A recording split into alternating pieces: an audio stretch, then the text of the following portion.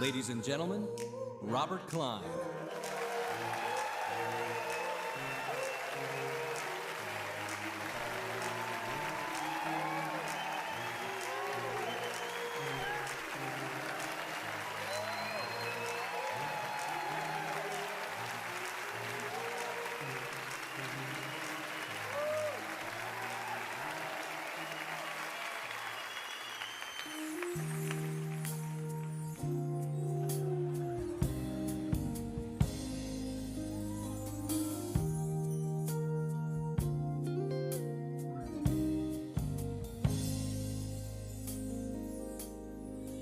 I was lost, I was down, as low as I had ever been. I tried, but nothing worked for me. I was half the man I used to be, but since the day that I found you, there's nothing I can't do. You made everything possible again.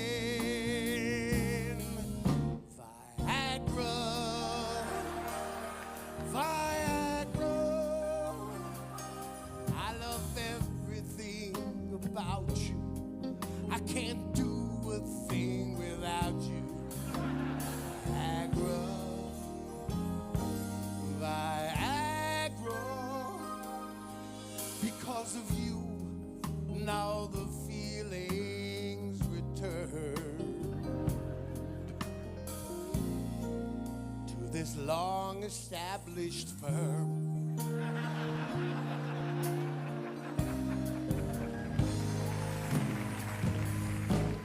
You raise me up when I'm down. Now I'm solid as a rock again. And it really is a sight to see when you open up my arteries. And I know I won't go blind.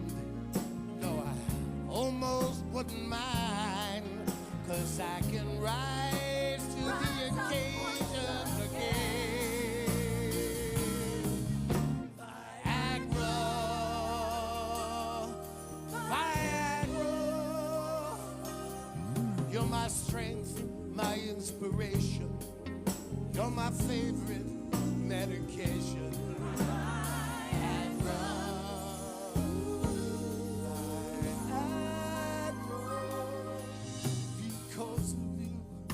Now the feelings return to this long-established firm. Nature takes 200 years to make a big oak tree. That's how long it takes to make things grow. But you did something even nature couldn't do for me. And with your fantastic power, it only took half an hour. Viagra, Viagra, I feel younger and wiser. I bought 1,000 shares of Pfizer. Viagra,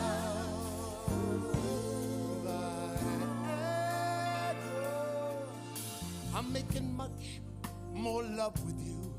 Too bad my HMO won't cover you. But from now on, I'll never have to be concerned about this long-established firm.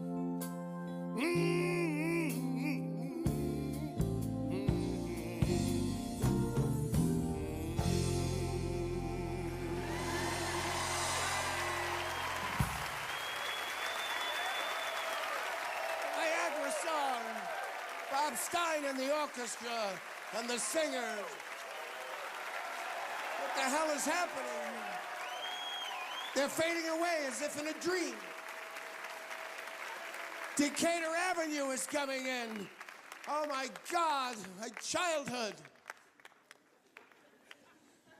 Niagara. I mean, in this day and age of vulgarity and filth, is long-established firm the most gracious, graceful little euphemism for penis you've ever heard? You see the football games? Every second commercial is for erectile dysfunction, you know? Bill has made some hard choices about his problem. And he's firm in his commitment that he'll do, you know. He's swollen with pride now that he's taken it. Knock on wood, Bill's wife and he are living large. Guy's throwing a football through a tire. You get it? Stay in that game. Yes, stay in the game. You get it? You get it? A circular thing with a thing going in it. Stay in that game. Yes, stay in the, which is a euphemism for stay in the vagina. Stay in the game. Vagina is not a game. It's the most important single body part in the universe. My opinion.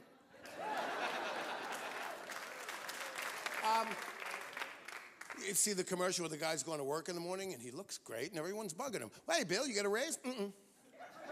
Come from vacation? No. Going on vacation? No. You sure you didn't get a promotion? No. You take a new pill, get better erections? Bingo. Where's my desk? You know, and then he can't fit under his desk. There are downsides. Then he can levitate his desk. I mean, this guy can do anything. Now they have Cialis. You decide. You have 36 hours. 36 hours. You decide.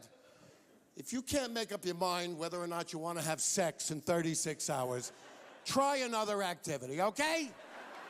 Finger painting, something, you know. Make nice pictures on velvet. They have an Elvis cutout you can put on there. Honey, 35 hours, I still can't decide. God damn it.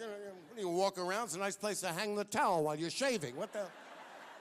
If you want to walk around like the letter L all day, that's your business. Yes, Bill is living, stay in that game. Yes, stay in that game. Then they have to tell you the side effects. You know, the seeing blue I can live with. It seems to me that's a fair trade-off for a good shtup, don't you think? Oh, everything is blue. Wow, who cares? You're having a nice shtup. And of course, my favorite side effect, of course, any erections lasting more than 4 hours, you should seek medical attention. What solar system are these people living in, okay? If I had an erection lasted more than 4 hours, I would not seek medical attention. I would seek a witness.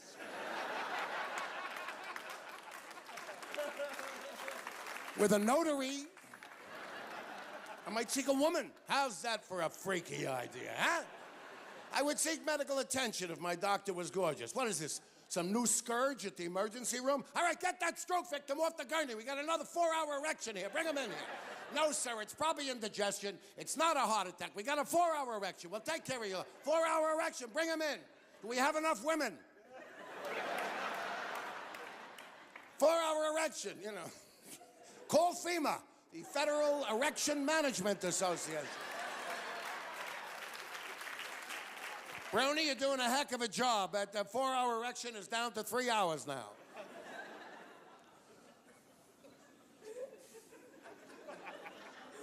I'd call CNN if I had a 4-hour. So we're very, you know, I'm at the stage now, sadly, where even my right hand is disinterested. I mean, it's a sad thing. But it makes excuses. Yeah, not tonight. I'm a little tight here. Got a little carpal tunnel. Maybe tomorrow. Call me up. I just,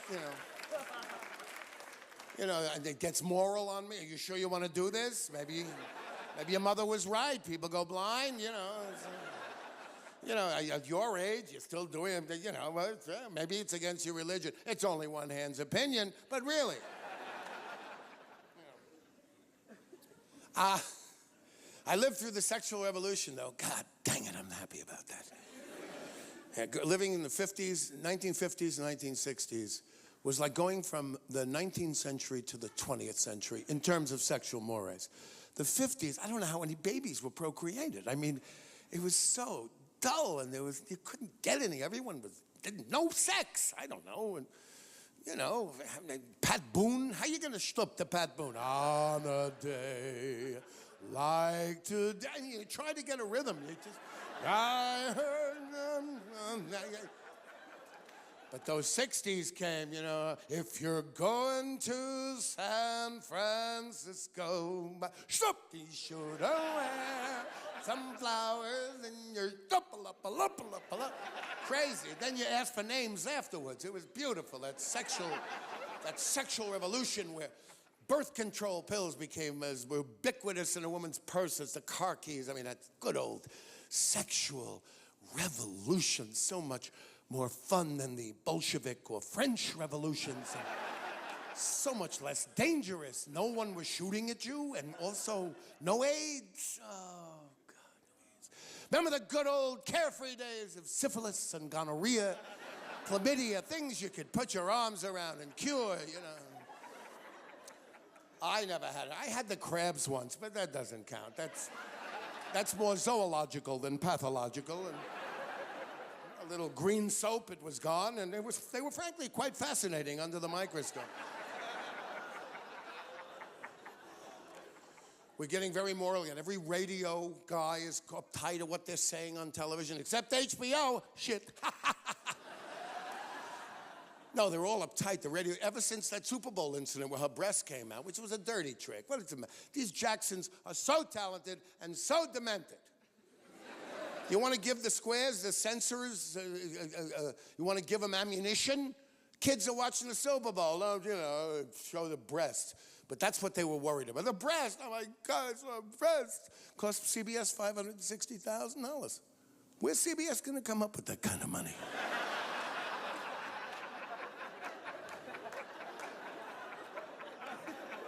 The Redstone hit the ceiling. What, for a breast? I could get 2 breasts for $230,000. The breast is what bothered them, right? Didn't bother them that the song being sung was about sexual assault. That was, I'm gonna get you naked by the end of this song, bitch. Give me that thing, bitch. Pointing at the genitals. Always pointing. Always pointing at the genitals. The one place everyone knows the location of. What is this? Justin, what's his name? Timberland? Justin Timberland? Which is the moccasin and which is the singer? I forget which. I always get mixed up. Morgan Fairchild, Morgan Freeman. I can't get them apart. But there's Justin, whatever his name is, Timberlake. He's singing a song and pointing to the genitals. And what is he pointing to the genitals? So he knows where his genitals. If this idiot could find New Zealand on a map, I'd fall off a chair. Notice what's happening in America with the high schools? We're coming in 28th in computer knowledge and all that, with the colleges, everything. You know, because people are going, well, I don't believe in Darwin. I don't believe in intelligent design. You know, Christ, bullshit again. Didn't Spencer Tracy settle this 45 years ago? Kind of ignoramuses here. You think they're going to take a guy into MIT who studied creation science and go, oh, these are the brontosaurus bones we'll be working with? I remember those. Lord created those on the 6th day.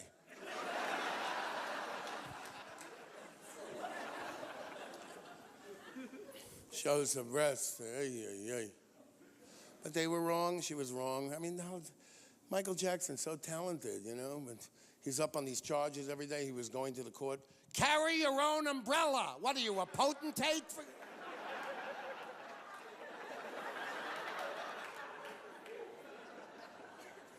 When he married Elvis's daughter, I wanted to do a citizen genetic challenge to have them sterilized. I mean, you know, we just want to have a family like anybody else and hang the children from a window in Berlin, you know. I think the father was a bad father, right? And the kid would go, stop it up, this baby. All right, put him back in that cage with a bowl of meat and a bowl of water. I heard him say in an interview once, I beat him good. Thank you, Mr. Jackson. Very nice job. It's wonderful to be here in this beautiful theater and have you come to my 8th HBO special. This is the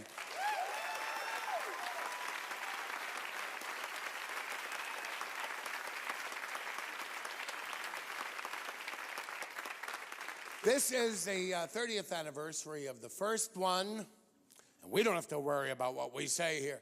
No, it's wonderful. They never changed a word. They never did anything. It's been a great relationship, and you know, I couldn't be more excited about it.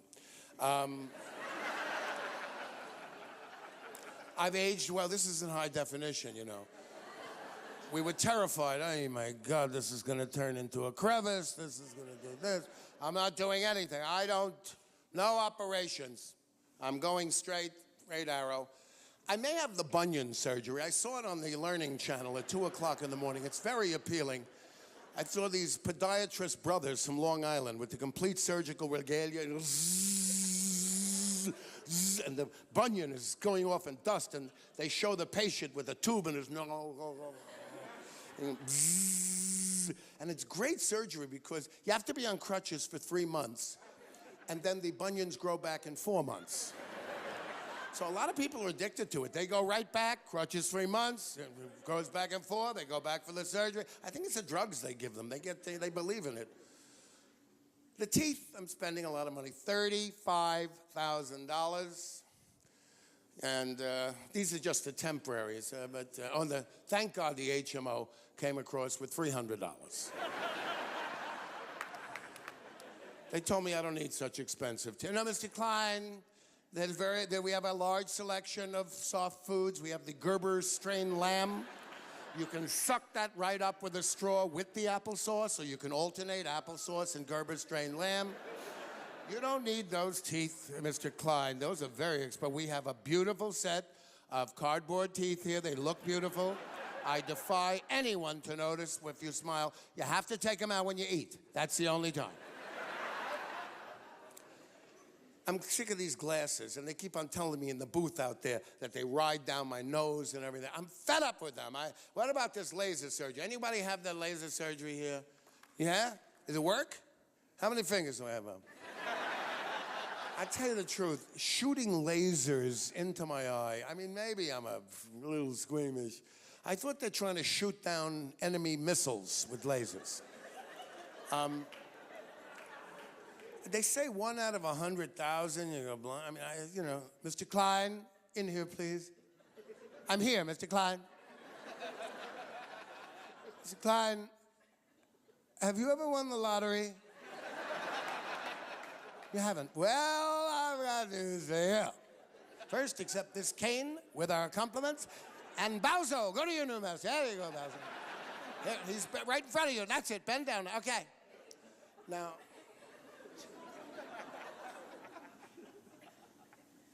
I get special haircuts. I don't toss hair around anymore.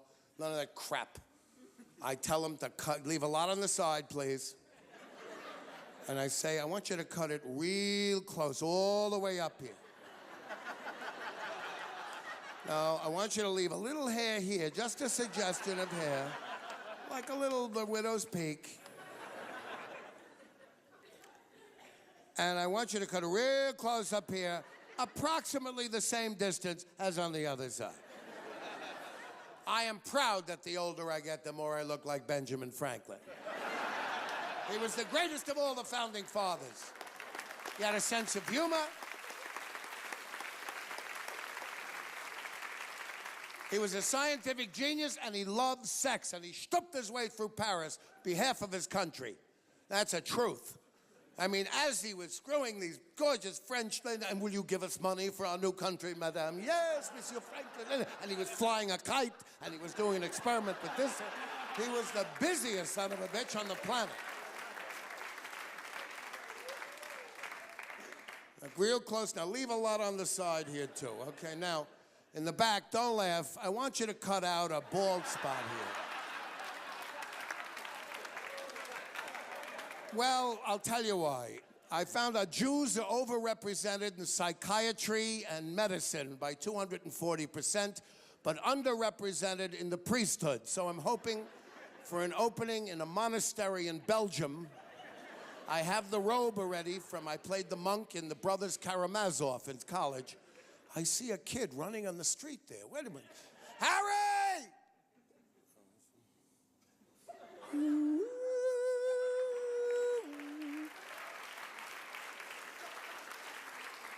Now, the name of the show, of course, is The Amorous Busboy of Decatur Avenue.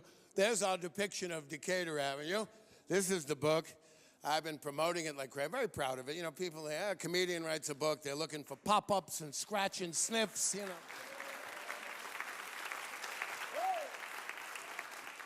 But, I mean, you know, it's hilarious promoting a book. Like, you know how valuable it is for Larry King to hold this thing up? Now, it's clear he never got past the cover, you know. Robert Klein, what a read. The Amorous Busboy of Decatur Avenue. Why the raised lettering, Bob, on the top?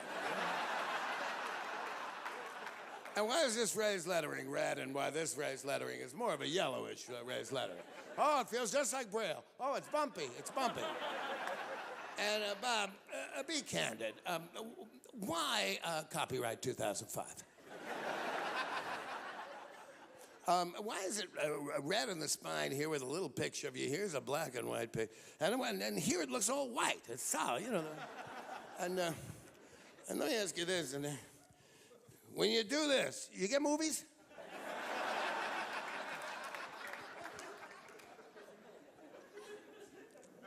There's a lot of personal stuff. It's not a show. It ends when I'm 25 years old. And, you know, there's a story, a sweet story of I had a German girlfriend from the World's Fair, you know, and I wanted to bring her home to my Jewish parents in the Bronx. You know, my father was the kind of guy that cursed at Volkswagens, at stop signs. Hey, you goddamn Nazi son of a bitch. So here was this sweet girl, was 2 years old when the war was, you know, and I wanted to bring her home. And I was going with her, and she's sweet, not a bigoted bone in her body. I said, Mom, Pop, I want to bring her home, you know, just for dinner. And my mother said, oh, great, I'll cook sauerbraten. And does she like stuffed cabbage and goulash? Yeah, I'm sure, Ma. And my father went, I'm going to make her feel at home? Huh? I'll make her feel at home. I'll show her pictures of Auschwitz. She'll feel at home.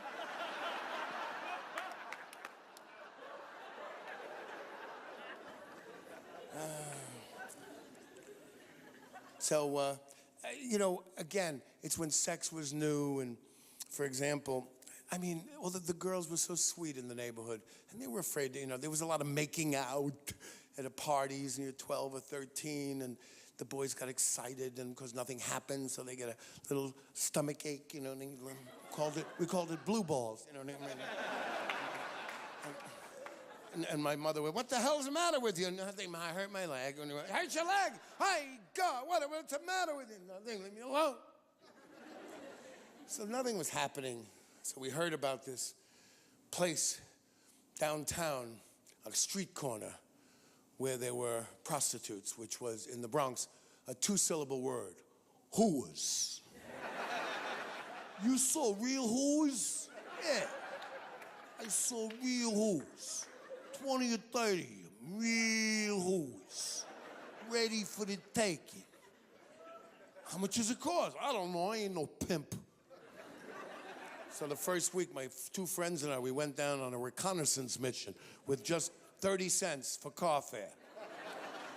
So we wouldn't be tempted unless a really inexpensive prostitute came along. Sure enough, it's like he said. There were 3 dozen pretty women, gaily dressed, you know, with dresses and all that. And we're looking, and you going up tonight, honey? Hey, baby, I'll do things for you you wouldn't believe. Come on, you going up tonight? And I went, no, thank you.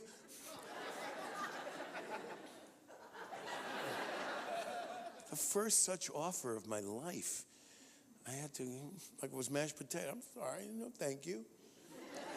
Because I also had a recurring dream, a forbidden sex dream, which is so damn textbook that you want to throw up. This was the one where a woman beckons me through a topiary, a maze of bushes, and finally I touch her. She beckons me, I touch her naked body, and it turns to bronze. Hello?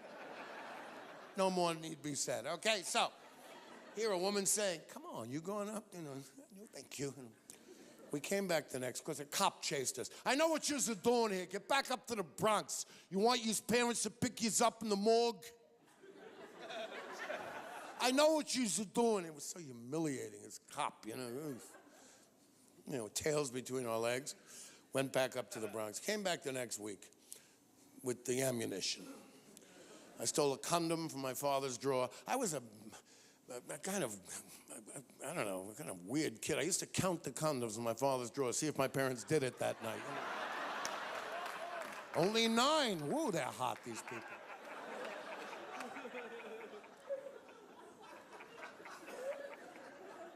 We go down, and this guy, I'm with 2 other guys, and this one guy, he always got everything he wanted. He was a Joe. He was the kind of, his mother nursed him till he was 12 for convenience. I don't, she didn't like going to the store for milk. I don't know what the story was. But this kid got everything he wanted in his life, and he goes up to this woman, and he says, how much? I wouldn't even have thought to ask, And he said, $10. He said, oh, no, that's way too expensive. No, there's 3 of us. How about the 3 of us for $10? Now, I had to admire him for his pursuit of a good prostitution value. He was like the Channel 4 consumer reporter. There's an excellent prostitution value at 112th Street at Lenox Avenue. And then this thin, elegant woman comes along. She looks so elegant. And she saw a business proposition, asked about it. And I said, oh, God, she must be a Columbia graduate student who wandered in here by mistake, because that tuition is very heavy at Columbia, And I said, what's your name? What you want to know my name for? So that backstory about the Columbia thing went quickly up. I was a busboy one summer. It was a horrible job. Yeah, we were bourgeoisie children who didn't even make our own bed. We were serving 3 meals a day, 7 days a week in a 110 Fahrenheit kitchen with alcohol and tattooed jerks behind the counter going, pick up, I kill you, you son of a bitch. And they never learned your name, so they called you by what your order is. French toast, pick up, getting cold, you son of a bitch. Hey, you too, potato pancake, I kick your ass too, eh? Give me no bully, I potato pancake, I kick you, I tell you French toast, one more time this cleave, I cut your packer off, god damn it. Sour cream bananas, pick up. Hey, bologna sandwich, don't give me no bullshit, eh? Anyway, a woman grabs me by the bow tie, pulls me down like an errant dog at the Westminster Kennel Show, I want my coffee burning hot, this is cold, We were fed garbage, like 3-day-old stuff. The guests had this gorgeous food. So you see all these pre-med guys and future internists and gastroenterologists fighting over a lamb chop that someone took a bite out of, Are you through with this, ma'am? Thank you, I'll bring you the... It was mine first. It was like Dickensian. I mean, it's the only time where middle-class kids could think they were living in 1851 London. So one summer I was a lifeguard. The whole staff in this small hotel called the Alamac, the whole staff was college students. Kid checks in with his parents. He's 8 years old, they're in their 50s, a weird relationship. And he was a behavior problem, like hyperactive, crayoning the walls, throwing food, sitting on the luggage. I mean, the word got out, this kid has got to be restrained. That at the time there was no St. Joseph Valium for children. It would have been a very good product. His parents bring him down to the pool, and I'm terrified. The owner had told me, don't worry, if anyone drowns on your watch, you'll be in prison for the rest of your life for negligence. I was a kid, I believed it. So his parents explained to me, we're going to be at the Pinochle tournament, take care of him. He can't swim, so I hope you enjoy it. It's a big pool, like 85, 90 feet long. So for 4 days, this kid gives me nightmares because he's in an inner tube, and he keeps on going in the deep end. And I keep on calling him back, and he gives me the bird and everything. You can't kill the kid because you lose your job. They don't like homicides in the hotel. It's bad for business. So, 4th day, my nightmare happens. There's bubbles and an empty tube. I'm like, oh my God. I dive into that water. He's at the bottom. He took half the pool. I grab him out and saved his life. He took a lot of water. I got it out of him. Oh, I was such a hero. My God, I saved his life. And his mother went, oh. I had to admit, it was kind of touching when she hugged the little shit. But his parents tipped me $5. I mean, how did they come up with the figure? What was the conversation like? I don't know. How much do we give him? 50? 50? What am I, Rockefeller?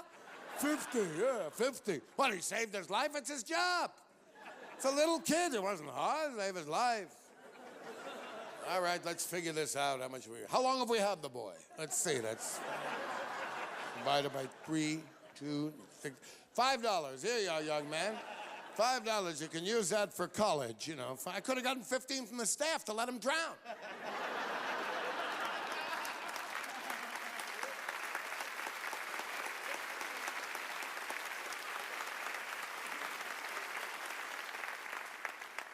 The show business part is near the end. You don't even know if I'm going to have a career or not in this book.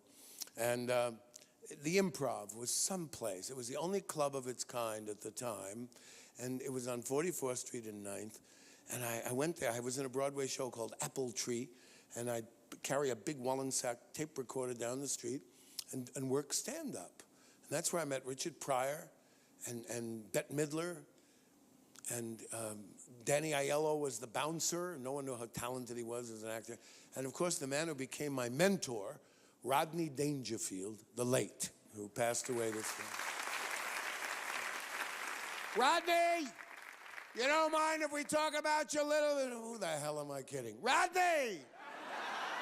Is it all right if I tell a few of the stories? Because smoking a joint in intensive care is a no-no in every hospital in the Western Hemisphere. But not to Rodney.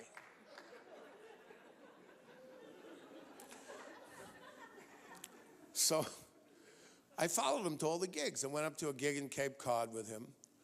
And he was just getting known. I was certainly unknown. I'd watch everything he did and all that. We were friends. And it was 35-knot winds blowing on Buzzards Bay in Cape Cod. It was a really windy. And Rodney goes, I'll tell you, man, let's take out a sailboat. I go, Rodney, what do you know about sailing? What's there to know? It's the wind. I'll tell you, this is too much. And he's tugging at a collar that isn't there. He's bare-chested. He gives the boat boy $20. He says, I don't know, Rodney. It's 35-knot winds out there. And I don't know. It's all right. It's all right. I look out. There's no one boating. There's no one sailing. The boats are all locked up and tagged. People are in shelters for a stage 3. And he goes, all right, Rodney, this is the forecastle, and this is the mainsail, and this is the jib. He says, never mind that bullshit. Just give me the keys. Well, we get into this catamaran. I'd say in 9 seconds, we're 1,000 yards from shore. You could have water skied behind this catamaran. We get way out there. Rodney goes, I'll tell you, man, I'm going to take a swim. I go, Rodney! He becomes a speck in a second, you know? No, he wanted his way. He goes, I'll tell you, this is too much. The wind was blowing in his hair like a contented cocker spaniel on the highway, sticking its head out the window, you know? Then he dives off. I don't know how to set the mainsail or the forecastle. I'm from the Bronxel. We're a mainland people. We do not sail in the Bronx. You see a sailboat in that neighborhood? So I did the intelligent thing. I put the rudder all the way to one side, made a nice tight turn of 6 miles. The speck becomes Rodney Dangerfield, a blue hand. I mean, Rodney was smoking 2 packs of Marlboros a day. The water is about 62 Fahrenheit. He was close to death. He was giving up. And even drowning, he sounded like Rodney Dangerfield drowning.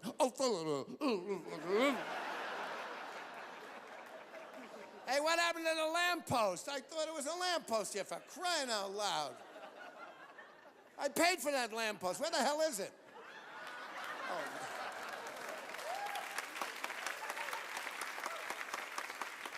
Whistling at the girls as they go right by. And I wanted one of those Johnny pumps. You got a fire hydrant? Go ahead, take the lamppost out. It doesn't belong here. Thank you. We used to do this macho thing in Decatur every year and jump over. We call the Johnny pump. You know how dangerous that is? Because a few times I didn't make it over. And the feeling when that steel hexagonal nut that the fireman does meets the testicle is not to be believed, okay?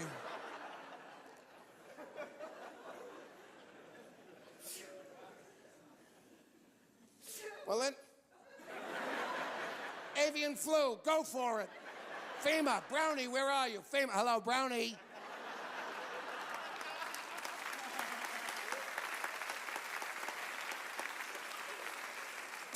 How do you like this relationship between President Clinton and old President Bush? Isn't that cute? He is gonna get Bush in so much trouble. Oh, yeah, come on, George, come on. Barbara's asleep, come on. I got two hotties in the Department of Interior, come on. They got pizza and everything, let's go. Oh, they're not gonna be there all night, George. All right, well, you watch the movie with me, come on. It's about Texas, you like it, come on. Debbie Does Dallas. It's a travelogue. Come on. President Clinton, tragedy. Guy's a brilliant guy, probably an excellent president. Maybe 40 years from now they won't snicker at his name, but recognize him for having been a good president. But that's his own fault because he suffered from self-inflicted wound caused by a BJM and a lot of bad Johnson management.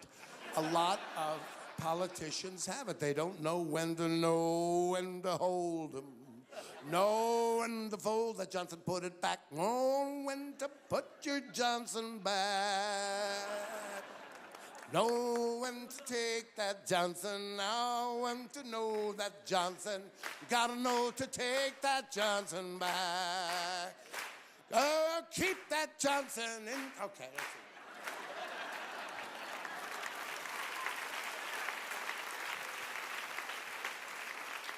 Finally, Bush Sr. himself, with the greatest American resume I ever saw. You know, president, vice president, ambassador to China, CIA, congressman. He loses, and why? Because he committed a image, diplomatic and political no-no. He puked on the Japanese premiere in front of the world. There he is draped like the Pietà with the vomit coming here. And the Japanese premier is going like this. And the Secret Service is going, no way, in Japanese. You know, yeah. And there's limp. I mean, you ever see lifelessness? It reminded me of the Pietà. I mean, there was no, like, there was limp, you know, like limp. And I thought to myself, oh, Jesus. I felt so bad I didn't vote for the guy, but I got that old feeling from the 60s, that death of the president thing, that, oh, God. Now, we're the envy of the world. We have laws. And when something weird happens here, we have law. Even when the Supreme Court decides who's going to be president, there was no fighting in the streets. And for that, we're the envy of the world. You have to have a sense of humor about that election in Florida where 3,000 old Jews and blacks voted for Pat Buchanan. They meant to. The campaigning was fierce. I'm telling you, Pat Buchanan is best for all the Jews. You can't get a better candidate for the Jews than Pat Buchanan. And I'm telling you here, for all the blacks too, right, my friend Leroy? You got that right, Shmuel.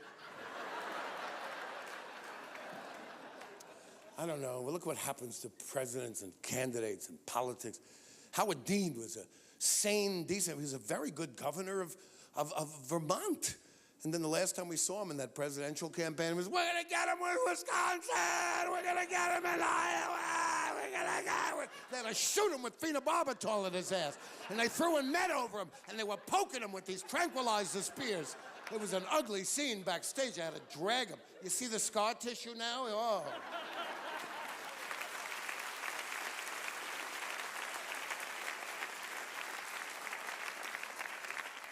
What is it with these guys? What's his name? Greenspan. I never understand them anyway, but he's got to step down. He's losing it. Dementia's setting in. I'll tell you why. First of all, I don't understand, well, the business atmosphere, bullshit, break. Think he has any stock tips?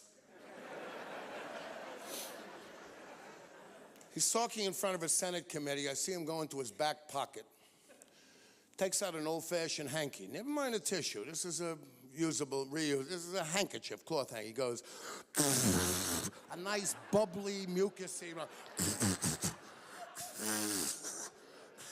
Then that's not enough with this hand. He goes, and he puts it back in his pocket, and he's going to shake hands with the president in 5 minutes. And you're going to have Cheney taking over when he gets pneumonia.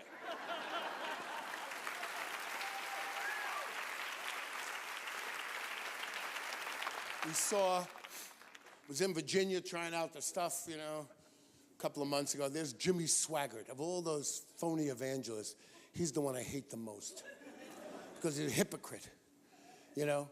Because they found him cavorting with this prostitute, and a low-level prostitute in New Orleans who couldn't even get into the New Orleans Prostitution Association. And he's trying to get her daughter into bed, a real scumbag.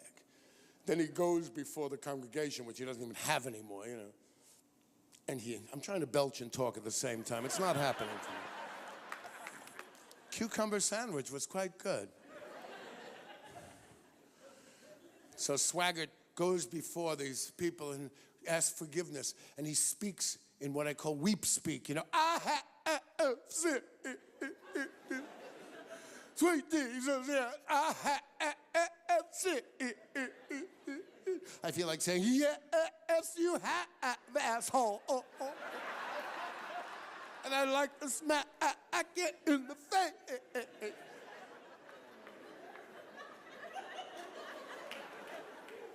Yeah, a number of years ago, they hired me to do a show on a chartered yacht, which was really a small ocean liner, for these people from the Norelco company or something. And we were in the Mediterranean. It was a Greek ship called the Stella Solaris. And every 2 hours you'd hear, this announcement for crew only. Para calor, efkaristo, what the hell are they talking about? For crew only? Kept on saying. Finally I found out. They were saying, there aren't enough lifeboats for everyone. Anything happens, we'll let you know in Greek. Keep these suckers high and dry, okay? So there's a thing on women and children first in the lifeboat. So we had a lifeboat drill. I bring a wig and dress to every job on a ship. I'm no idiot. I'm not going to be standing there dying just because I happen to be born with a penis. Not fair. How about the announcement on the plane? Those of you sitting near an exit row may be asked to perform the duty of keeping the door open while everyone else escapes the burning plane, while you sit there like a schmuck burning up. If you feel you cannot fulfill this function, or you're 5 years old or under, please ring your hostess call. But how about the JetBlue? What a wonderful racket they have. The whole thing is turnaround, getting that plane on the new trip back and forth. So they get you to clean the plane. Repeat, any loose towels, newspapers, condoms, toothbrushes, anything, please pass them again. Little speck of dirt there by your left foot. That's it, pick it up. Gum, right? All right. Okay. Row 6, your turn for the toilet. The pail and brush are right over there. Those of you seated near an exit row will be asked to clean that row. The mileage thing is kind of catching. Bob and I have a fair amount of mileage over the years. Bob Stein, a producer and music director. I remember US Air. You go anywhere, you have to go through Pittsburgh on US Air, right? So we had a 2,000-mile bonus. So we went from New York to Pittsburgh by way of Stuttgart. And it was fabulous. It was, you know, I made a few movies in the last few years since the last HBO show. Movies have had such an influence on my life, I suppose on everyone's. You know, when I saw Psycho, I could not take a shower for 6 months. Baths only with the curtain open. when I saw The Exorcist, I couldn't eat guacamole for 3 or 4 years. When I saw Chinatown, when they cut Jack Nicholson's nostril, Roman Polanski, I couldn't blow my nose for either. And call me crazy, but when I saw The Godfather the first time, after that, I could never again sleep in a bed with a severed horse's head in it. It's too squishy, too disgusting. Call me crazy. I just won't. I won't. I made a movie called Hooper a number of years ago with Burt Reynolds. We were on location in Tuscaloosa, Alabama. The film club of University of Alabama invited me to speak and answer questions. I went with the director, Hal Needham, who was a big stunt man, uses the expression sumbitch for all nouns. Well, that's a black sumbitch, isn't it? That's a shiny sumbitch, isn't it? Well, he's a white sumbitch, you know, that's a sumbitch, you know. Pride of Oxford University. Anyway, broke 52 bones. How many are there in the body? 100 and something, right? So we get invited to speak, and I brushed up on my Orson Welles, my Eisenstein. It's a big university, right? We go, first question from the film club. Mr. Needham, why'd you use a Trans Am on those stunts? Well, it's a good car for stunts, and besides, General Motors put 2 little son of bitches in my driveway. Next question from the Film Society. Mr. Needham, did you have to modify the shock absorbers on that sucker? Yeah, we did. We put 6-inch valves in there, we put turbos, and we twisted them around to a 3.4. Next question from the... Mr. Needham, the transmission on... And I see the teacher panicking. What is that? Ask Mr. Klein a question, too. Ask Mr. Klein. Mr. Klein, did you ask Mr. Needham if the suspension was in any...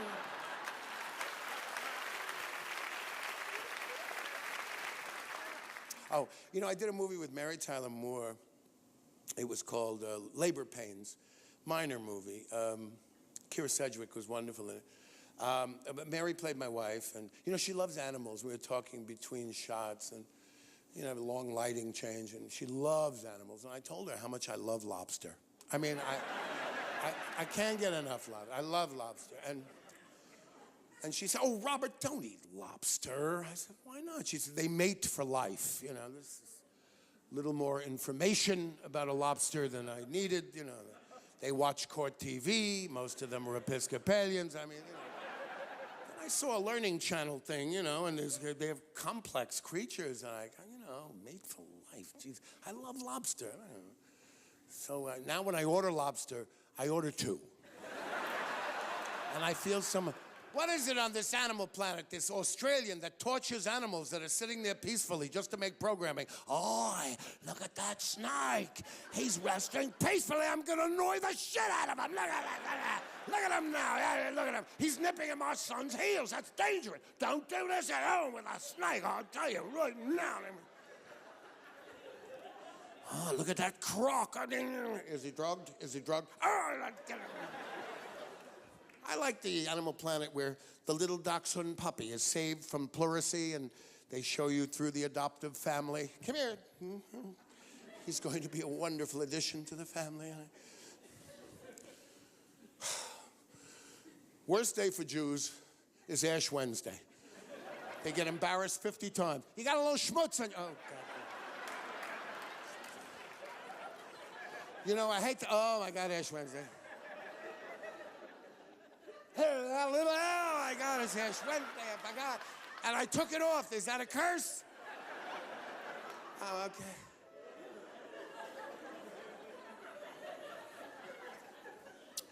How about cell phones? I cannot get used to the cell phone society. And the latest twist is driving me crazy. The hands-free. It's bad enough you hear people talking, you see a phone, okay. But when they're going, oh, sure he will. Oh, no. No. Oh, yeah. I think so. What do you think? I don't know. What do you... I think, oh, God help me, he's not a schizophrenic. I hope he won't hurt anybody. He's hearing those voices. Oh, my God. What are you talking about? Of course he will. I don't know. And the worst thing of all is when the most difficult to discern is when a schizophrenic is on the hands-free. And then it's very, very difficult.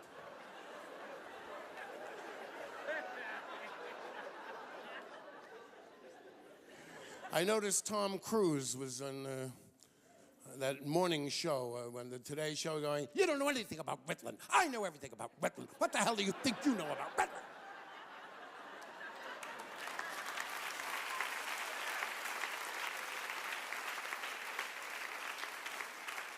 Then he was on Oprah Winfrey. I love her. Sit down, Mr. Cruise. What is... He is so dead set against Ritalin and psychiatry because he's in such dire need of both.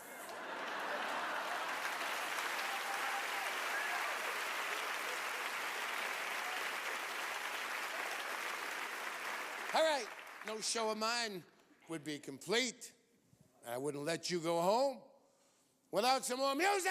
Bring on the music.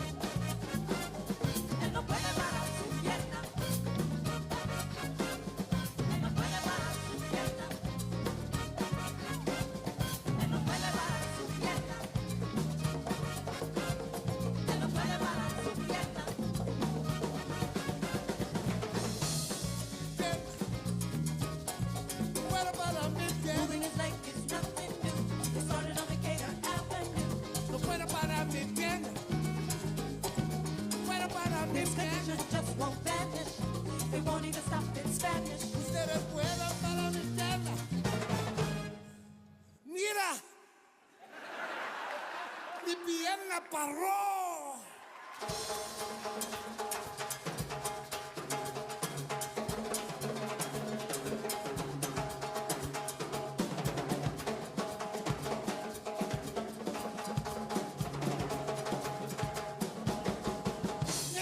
once again.